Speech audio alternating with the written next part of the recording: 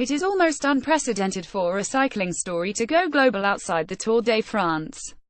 However, the stunning revelation that Chris Froome failed a drugs test at the Vuelta a España in September, which was made public only due to an investigation by The Guardian and Le Monde, sent shockwaves across the world. When it came to the most provocative headline, there was a clear winner. As the French sports daily L'Equipe put it on the first of its 6 pages on the issue du jour on Thursday, the sky falls in on Froome. But it hasn't. Or at least not yet.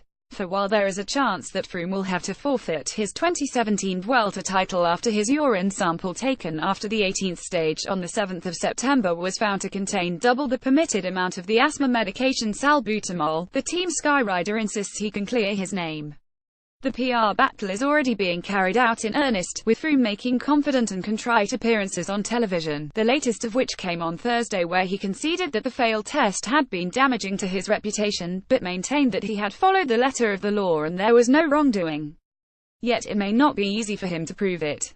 Froome's biggest difficulty is that under World Anti-Doping Agency rules it is up to him to explain the elevated concentration of salbutamol in his urine. The burden of proof, crucially, lies with him, which means his crack team of medical experts and lawyers have to find an explanation that satisfies cycling's governing body, the UCI, and WADA that he is innocent. We want facts. And the anti-doping code is very clear: the burden of proof is on the athlete.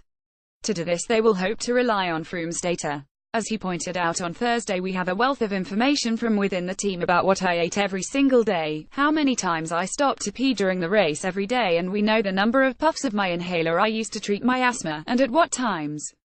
That by itself is probably not enough. Which is why, according to Dr. Tom Basingdale, a forensic scientist at Sheffield Hallam University, Team Sky and its principal, Sir Dave Brailsford, will almost certainly ask the UCI to provide them with Froome's urine from other tests at the Vuelta in an attempt to pick up clues about why his 7th of September test was abnormal.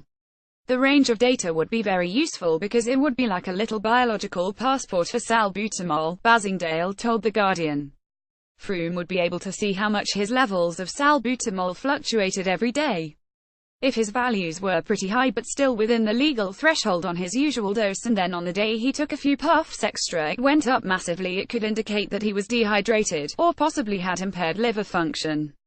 However, if it was down at 100 nanograms per milliliter for most of the Vuelta and it jumps to 2000 ng/ml in one day, it would be much harder to explain. That will be the first stage of the process, which Team Sky hope will be enough to clear their man. However, if it doesn't, Froome could then undergo a pharmacokinetic study to clear this name. This involves a test in laboratory conditions where he would be given the same amount of salbutamol as he took on the 7th of September. However, there is an obvious problem. When Froome had an abnormal test at the Vuelta, he had been riding for more than a fortnight on a Grand Tour. He was fatigued. His asthma was worsening. He was often riding at altitude.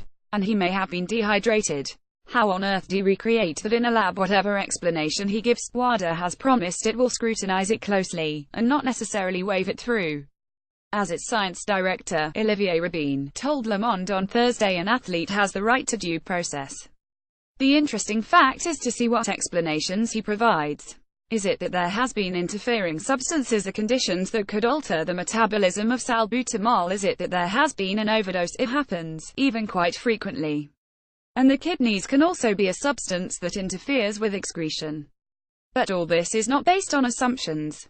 We want facts. And the anti-doping code is very clear: the burden of proof is on the athlete. He had an adverse analytical finding, so he has to come with explanations. Our role is to put into perspective the explanations by experts. Sometimes they are smokescreens. This is not likely to be a quick process. And when Froome begins his season in the spring, he might yet find that clouds above his head don't only come from any inclement weather, but the urine test he took in September.